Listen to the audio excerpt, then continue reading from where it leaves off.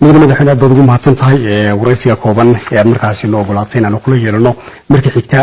socdaal badawaan ugu maqnayd caasimada dalka ee magaalada Addis Ababa waxaan jeclaan lahaa bal socdaalladaas ujeedooyinka guud iyo waxyaabihii ka soo baxay inaad warbixin kooban aad naga siiso. waad mahadsan tahay markii uu dhamaaday shirka xisbigu kalfadhigii kongresski lagu dooranayay maarta xubnaha cusub ee golaha dhexe iyo guddiga fulinta waxaan u baxay shaqo la xiriirta inaan khudbad ka jeediyo forum dadka literature ama arts funk forum ay koox ah ay diyaariyeen oo ugu casuumay xabiiska ra'iisul wasaaruhu kaasaan tagay oo muddo 15 daqiiqo la siiyay in arrimaha ahmiyadda ay leedahay nabadgelyada oo noolaanshuhu aan wax ka idhaahdo marka kaasaan u baxay laakiin isla markii waxaa soo baxay iyaguna hawlo kale oo la xiriira dirdhabo shirkii afarta gobol ee ku yaala bariga Itoobiya deegaankeena deegaanka Oromada Hararida Anfarta iyo maamulka dirdhabo shirkaas oo ahaa shir dhanka ammaanka lagu qiimeeyay sida xaaladdu ahayd bariyaan run ahaantii shirkaas si wanaagsan yaa la isugu afkartay in xaaladda ammaanka marka la eego deegaanka Soomaalidu maanta uu yahay deegaan in lagu daydo mudan oo wax badan qabsoomeen waxa ka soo qayb galay madaxweynaha gobolka Oromia mudane Lama Magarsa wasiirka nabadda Marwo Mufariyaad Kamil iyo madax fara badan oo kale waxaana runtii aad iyo aad loogu bogaadiyay deegaanka Soomaalidu kaalinta muuqata u ka muujiyay nabadeynta deegaanka walow ay jiraan caqabado ka jira meelaha qaarkood sida arinta Anfarta iyo u dhaxaysa Soomaalida oo iyada laga xoogaa in maartay shaqo u baahantay la isla tilmaamay iyo arrimo gobolka Doolo ku saabsan oo xoogaa aad moodo in ay ku soo noqonayso isku dhadhaco arrimahaas marka in xoog la saaro lagu go'aamiyay wixii wanaagsanana la sii wado waxa aad loo bogaadiyay in colaadii dhextaalay Oromada iyo Soomaalida ee la abuuray qacan kurmiska ahayd ay dhamaatay badankeedu arrimahaas runtii waxa la weyn ka soo baxay aha waxa kale oo marka isna aan u noqonay shirkii councilka EPRDF ama xisbiga talada haya oo annagana lagu casuumay bariyahanba sidii la go'aamiyay hadda ka hor aan ka qayb galay kaasna waxa laga hadlay isbedelka hadda jira iyo sida shacabada deegaanadu ay u arkaan taasoo anagu aan kaalintii ama fikirkanaga aan ka soo jeedinay runtiina aan aad u soo bandhignay dhibaatooyinka shacabka Soomaaliyeed loo geystay intii maaragtay isbedelku una iman iyadoo aan aad iyo aad ugu celcelinay in dad ka badan 20 kun oo qof oo Soomaali ah la xansuuqay oo la laayay oo la dilay gabdhahoodii la kufsaday hantidoodii la dhacay dhibaatada ka dhacday Itoobiya 7 sano ugu dambeysana meesha ugu badan iyo shacabka ugu badan ee qaayibay ku dhacday inuu shacabka Soomaaliyeed taasoo runtii si adag aan lagu nuxnuxsaday aniga iyo xubnihii kale meesha joogay madaxweyne ku-xigeenka ugu horeeyay waxa kale oo aan fikir ka dhiibanay waxa aan ka qabno mustaqbalka in lagu biiro xisbiga talada haya iyo qaabkii loo maartay loo kordhin lahaa kaalinta iyo codka Soomaalidu ay ku leedahay arrimahaasna arrimaha ka soo jeedin ahayn guud ahaan isku afkarad fiican iyo jawi fiican ku soo dhamaaday shirkaasina intii aan meesha joogno waxa kale oo ka qayb galay shir nabadayna oo u dhaxeeyay dadka wadaaga xuduudda Kenya iyo Itoobiya oo xooga lagu saariyay arrimihii mooyaale gaar ahaan dadkii Booranta iyo Garaha oo kale iyo labada dhinac dadka ka yimaadeen Kenya iyo Itoobiya kaasoo isna maartay shir nabadeed oo ay soo qaban qaabiyeen dawladda Itoobiya dawladda Kenya jabiyada qona ka dhaxaysa iyo European Union midowga Yurub shirarkaas waaweyn iyo shirar kale oo goos ah oo iyaguna la xidhiidhay maslaxada iyo danta wadda Soomaaliyeed iyo deegaanka Soomaaliyeed ayaa runtii aan ku maqnayn mudane madaxweyne saynu la wada socono dhawaan waxa soo gabagaboobay shirweynaha tobnaad ee xisbiga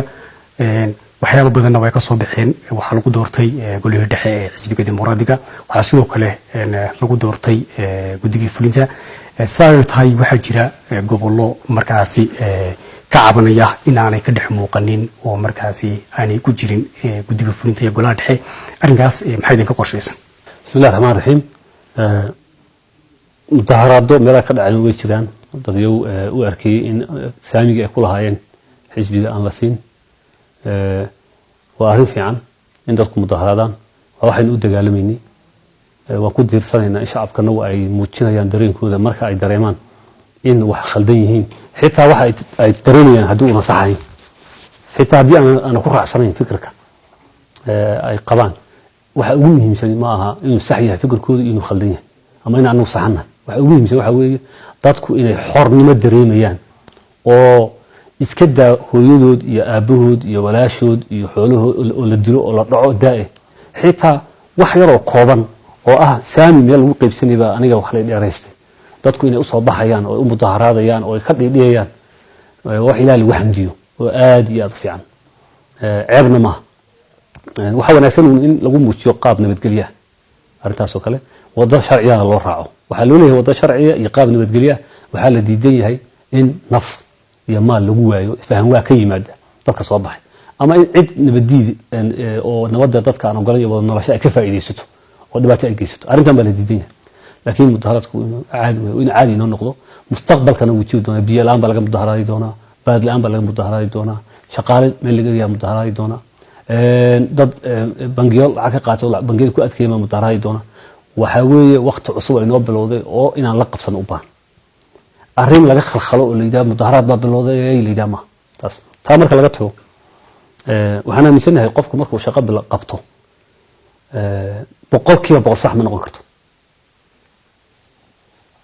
boqolkiiba 80 boqolkiiba 70 boqolkiiba 60 boqolkiiba 90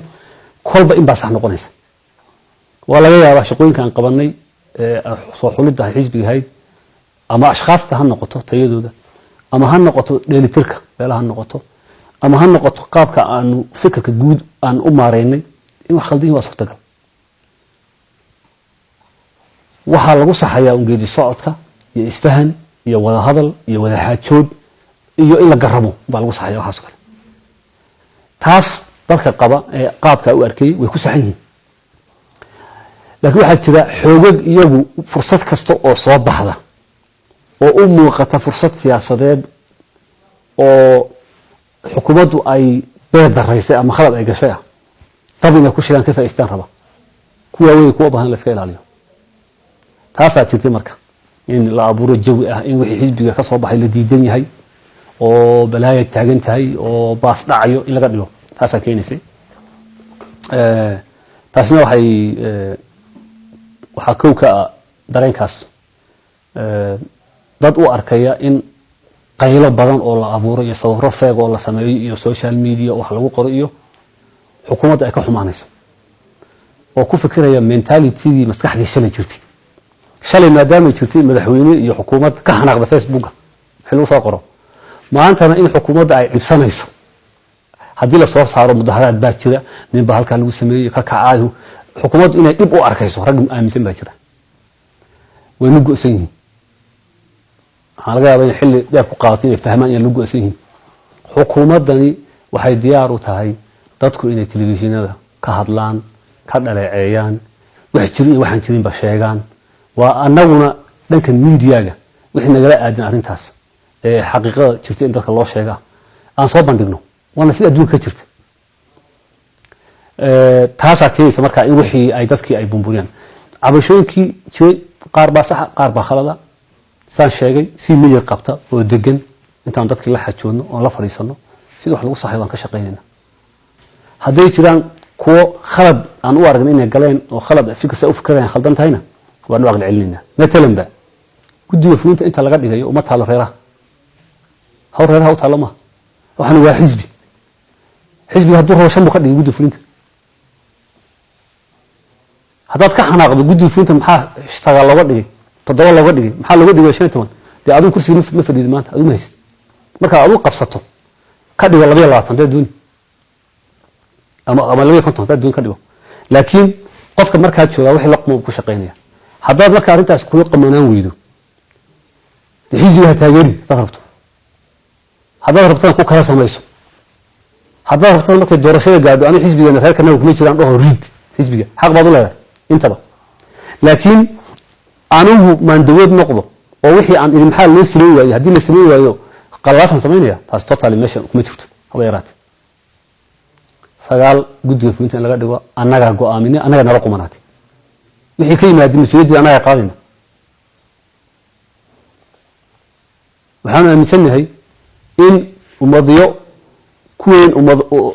kuweena ka balaaran ككل جديسن كل الدين هان يا أفكار هان يا فكر هان يا قومية هان يا وحبة أي كل شيء إيه سجال قف أما تطلق مثلا صار صومالي هذه هبين غيرت ودراسة تمشي مطالع وهو البول السمين وحبل لقى شيء عادي تضريت ما بالغد يقولون هذا بتجنا لها عيد بعضنا واحد واتامه marka taasi waa hawl xisbi go'aansaday reer uma taalo oday uma taalo cidna uma taalo cidii aaminsan saas in loo sameeyo waa khalad inta xisbi samaysato iyadu xisbi 17 guddi fulin iyo 28 iyo 95 gobol dhexe la samaysato iyadu yaa u diidan taas waa taa faham daro talabaad cidda xukuumadda ku jirta ee u aragta wixii la sameeyay inuu khalad yahay qaawa ay ku soo gudbin karaa jirta fagaarayaal baa ay ku soo jeedin karto fagaarayaasha hadday ka baxdo oo ay tirar reerkanagii waxba lama siinin dee reerka iyo xisbiga mid dooran qofku ama iyo dowladda iyo xukuumadda ku jiro reer meesha anaga aragtayna nin reer meel u jooga ma jiro ninka xukuumadda wasiirka ama wasiir ku-xigeenka degmo ka jooga ummadda Soomaaliyeed oo dhan buu ka dhaxeeyaa hadduu isagu iskoobu yahay reerkanagii baan meesha u joogay haw taga reerkooda dib ma laha intii aan karayno wixii cadiifad iyo cari iyo ka keentay waan la xajoon karnaa waan madax salaaxi karnaa haddii taa dhaaf weeyo laakiin qofka xaq buu leeyahay laakiin qalalaasi iyo dad la kiciyo iyo ka kacayo ma keeni karo taas waa sharci darro sifa sharci ma soo karaa haddii uu fikirka diidan yahay uu aaminsan yahay fikir khaldan uu yahay beesho la dumayna nin rag ha iska dhigo xisbi ha samaysto banaanka ha fariisto ha halgamo وهيدا waxan waa khalad haduu aad committee uu aaminsan yahay in reerkooda wax gudbo ama uu arko mabda khaldan in la qaatay hadii kale inuu wixii dantiisa raaca fiican kulli arinta xisbiga ka saas weeyaan beela laga tagay kana xal laga tagay beela laga tagay golaha dhexe waa lagu wada jiraa hadii khaladaad iyo isdhaafiyo jiraan waa la sixi xilligeeda la sixi qaabka loo saxna way jiraan guddiga fulinta lama wada gali karo qabaa'ilada Soomaaliya ma wada karo intii istiraada intiina isku go'aana ama maanta ugu munaasab situation baa la gelinaya saas way go'aan madaxweyne baraha bulshadana aad buu isticmaashaa tan iyo intii xukuumadda cusub ay deegaanka timidayna waxa aad u hirgalay in xorriyatul qowlka oo bulshadu aad moodo in inta badan ay markaasi ku hanfanayaan arrinkaasi ka xukuumad ahaan maxaa idinka qorshaysan baad leedahay oo idinkaga habboon horta social media waa ogtahay in sharci laga soo qorayo Ethiopia oo si loo xakameyn lahaa طبعا أنا waxaan dadka aaminsan in aan la xakameyn yaa anu kooka maantada shir aan arinta ka galay sabaan joogay waxaan ku doodayay in aan la xakameyn qofku marka uu xadka talaabo hada xisaabtan sharci ahaan laakiin waxa uu qortay fikirkan waxa waxbayaan la oran ama aaminsan dadku inay ku haftaan waa iska caadi dad aan xorriyad iyo hadal iyo waxba toona baran ama ogeyn marka loo banaanka loo dhigo ilaa yiraahdo hadli kartaa inuu wixii la qoon ku hadlaya isku garaad dadku ma aha isku aragti ma aha isku interest ma aha taas dib ma laha wixii sharci darra ee Facebook ama ee dhulka ka muuqda hadaa tibaa hebel hal la dilo oo aad soo qorto dambi weey oo lagu xisaabtamo meesha joogto hadaa laakiin fikirkaaga dhibato oo aad sheegto been iyo ruux haddii sheeg halka ma qaban karo fake news ka adduunka dhan ka jira boqolaal inuu soo fariisanayo Facebook oo hadlayo oo halgamaya la jiro oo waxay u halgamayaan una cadeyn oo laga yaabo inay u aragno masaalix iyo caro iyo ay u dagaalamayaan waxa kamid ah qof aaminsan abdi inay waagiisii baan soo dagaalamay waa abdi inay dhibtiisa ma ka soo sheegay markay dhibtiisa dhacday anu hadda maanta waxba ma hayo hadduu dagaalamayo lacag iyo qandaraas iyo adduun inuu helo marka abdi ilay uu meesha ka tagayo isaga lagu go'sana cid kula balantay oo wada hadleen ma jirto cid kula balantay oo tilmaha abdi ilay naga tago yaa lacag iyo qandaraas qaadanaysa ma jirto haddii isagu sawirtay uu waxaan heli doono waayo isaga u taala qofkaas waxa kale oo laga yaabaa inay jiraan dadyowde dadka nidaamka diidana oo iyaguna kacin iyo wax iska caadi weeytaa dib ma laha waxa aanu shil sameeyno nidaamkan diidanayn waxbaan qorayna nidaamka diidan waxbay qorayaan waa caadi dadka yihiin ba dad dadka soo horistaay kara miyihiin wiilasha raayay gabdhaha kusanay waagi doortay miyiga laga keenay kuwan dadalacsaday dawlad wasiirnimada iyo inay ku qabsadaan maanta hadday soo qoraan waxba dib ma laha laakiin umad ma hor ma karaan waan ognahay qaarkoodna waa dambiilayaal qaarkoodna damiirkooda la og yahay dad soo fariisan karo oo boradka risk ku keenaya ma kaliya waxa weeye wixii ay ku indha dalacsadeen iyo boobkii 600 milyan ee gaariga lagu reeray wixii uu dhamaaday soo noqonayn mayna garawsanin way iman doontaa xilli aan fogeyn waqti ku qaadan laga qaar 5 sano ku qaadato qaar 10 sano qaar 15 sano taas un baa jirta baraha bulshada marka dad ka socota anoo ku faraxsanahay si fiican baan u faraxsanahay in wax walba la sheego dadku hadlaan wax sameeyaan aakhirka dadka laftooda way baran doonaan qofka beenta sheegaya ka runta sheegaya anaga laftooda media strategy baan yeelan doonaa arrimahan kaga jawaabno wax laga yaabo in anaga wala fara badan oo u baahan shacabka loo cadeeyo oo loo cadeeyay jiraan waxaan aan dib inaan ugu noqdo strategy media social media anagu aan leenahay in dib u eegno weeyaan aan soo jeedin marka wax weyn halis ah kama jiro laakiin faham darrada ugu weyn waxa weeye social media dawlad ka cabsataa jirtay madaxweynaha kolka la soo hadal qaado waa shaa jiray oo maraha dhigta marka qofku wuxuu ku xisaabtamayaa waagi marka qofku uu ka sheego ninka waa la maslaxay jiray adna hal maslaxay aratan soo fariiso wani sugayna wada eegayna inta ma ku sugayna laakiin wax weyn oo dhibaato oo social media ka jira ma jirto dadkuna inay si xor u hadlaan kaftamaan ciyaaraan waxay soo dirdiraan madaxda ku maadsadaan waa wax aad runtii lagu xamdiyo weeyaan ana aad u jecelahay wax u dagaalamayna weeyaan runtii saas aan arkaa madaxweyne tan iyo intii ay xukuumadda deegaanku waqti xadirkan ka arrimisay deegaanka ay xilkiisa qabatay waxa jira mashaariic aad u waaweyn oo markaasi ay xukuumaddu ku baaqday ama si ay cadeysay in la bilaabayo dhawaan waxaan la joogaa waqti aad far badan oo markaasi bilo ayaa ka soo wareegtay intii aad shaaciseen mashaariicahaasi bulshadu waxay isla dhexmaraysaa mashaariicahaasi wali waxba kama dhaqaaqin intooda badan gaar ahaan sida jidadka oo kale arrinkaas xukuumad ahaan maxay idinka qorshaysan maxaa se ka qabsoomay waa run arrintaas maadaama oo xoog aan saaray siyaasadda iyo ammaanka sugidda deegaanka caqabado badan ay jireen iyo ismii xisbiga gaabis baa jira xagga horumarka walow waxyaalo badan oo la qabto ila sheegay oo la sheegay jiraan hadda matalanba dadkii barakacayaasha ahaa in 250 kun oo kamida dib loogu celiyo meelahoodii dadku ma oga lama sheegin wali in la bilaabay dib u dejinta dadkii naftiyogayaasha ahaa ee u soo halgamay kamid ahaa dadkii diiday dulmiga ee dagaalamay hawshoodii inay bilaabatay aad looma sheegin in gargaar far badan oo dhanka biyaha dhaamiska loo gurmaday dadkii oo inta ilaahay ka sokaysa dadku inay sanadka abaarihii jiray oon u dhamaanin xukuumaddu ay si weyn iska xil saartay booyada la kireeyo ha noqdaan kuwa dowladda ha noqdaan lacag loo diro ha noqdaan waxaas oo dhan wax qabad ila sheegay baa laakiin dhaga mashaariicda waxa gaabis baa ka jiray gaabis ka jiray wuxuu ahaa confusion ki jiray iyo stabureegi iyo kalsooni daradii jirtay ahayd maaragtay maxaa waxaan soo wax noqonayaan xogaa cajiib bay keenay saasoo tahay mashaariic badan oo hadda gacanta lagu hayo la dhaqaajiya jiray oo kamid yihiin jidadka aad sheegayso oo magaalada Jijga in la bixiyo qandaraaskeeda ogtahay shuruucda Jijga waxa ku guuleysatay shirkad Shiina 700 milyan ku qaateen qoladii markii hore in la siiyay la damcay 1 billion buu lacagto lagu siiyay markii la eegay 300 milyan baa u dhacaya xagga standardka darajada Ethiopia shirkadaha kala qaatayna tan 700 baa ka sareysa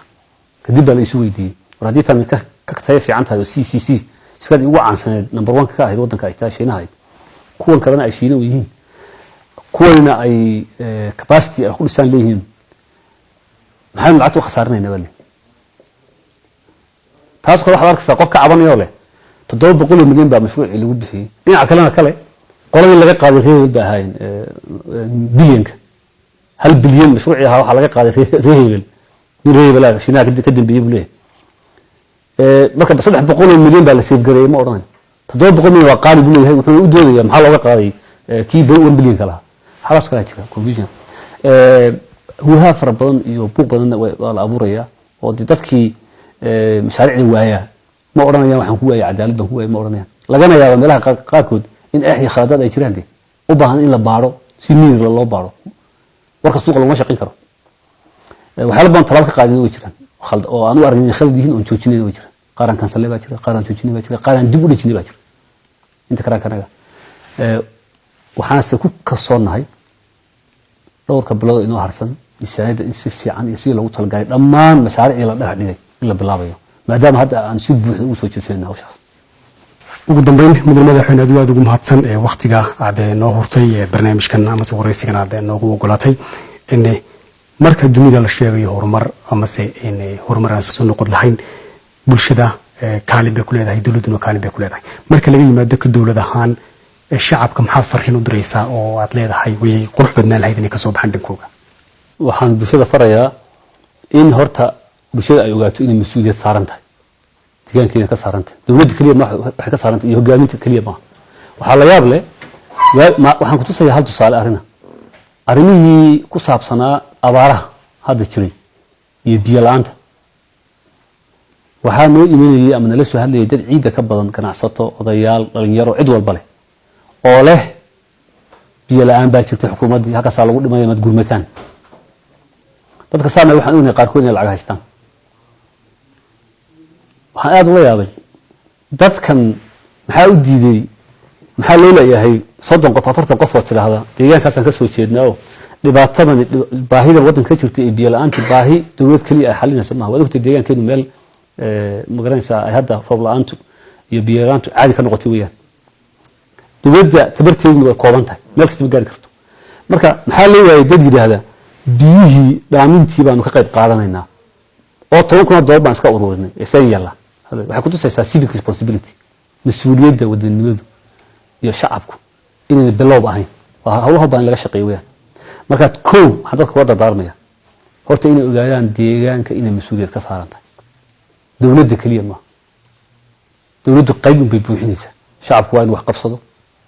waa in culimadu iyo aqoonyahanku dhammaan gaar ahaan aqoonyahanka aad iyo aad waxaan ugu dhaliilayaa in marka ay soo baxaan abaarahan oo kale ama mashaakilo shacabka la dhex dhigayo oo kale aqoonyahanku soo istaagaan dadka wax u sheegaan wacyi geliyaan baa way jiraan hadda dalada aqoonyahanka jirta gaabis weeyaan qabaanu sababta goorma aqoonta loo baahanaya hadii kolka dadka la isku madaxa la isu gelinayo ee kolka dadka biyo la'aan haysato aan wacyi gelin loo sameeynin maxay taraysaa ina aqoonta guri la kuuda marka waxaan shacabka farayaa in dadku ay ogaadaan mas'uuliyad inay ka saaran tahay deegaanka dadka ku kalsoon xukuumadda dadka taageersan isbedelka weey qof isagu diidan gaba kama saarna oo kaas isagu wuxuu arkaaba inuu wax ku faa'iideeyo in xukuumadda minjaha qabto in dadku u dhintaan in dadku madaxa isla galaan buu arka kaas ka waa garanay faa'iido siyaasadeed baa ugu jirta laakiin inta kale u aragta in xukuumaddu shaqooyinka wadada isbedelka iyo hawsha la wada ay tahay hawl fiican inay mas'uuliyadda ay saaraan wadanimo oo sida loo fikirayo wax laga bedelo ayaan dadku wada daarmi lahaa waad maasanta وتهدأ الجودهم بينتاسي وحين أقول أنه ورئيسي كوبنا يعني رلية لأني مدحونا دولة ديجان كصومالي ده مدحونا مصطفى محمد عمر حلو قصة وقال سعودال وقمقنا مقال داري سابا بالكنيتوبيا سعودال ورئيسي قاسي ومركزي سؤال الدورة أي حيين ومركزي كويجيني حالة وقت هذا كتاجن ديجان كتني إنت مركز هو ده كل منه وحنا بنتجينا نبتقلي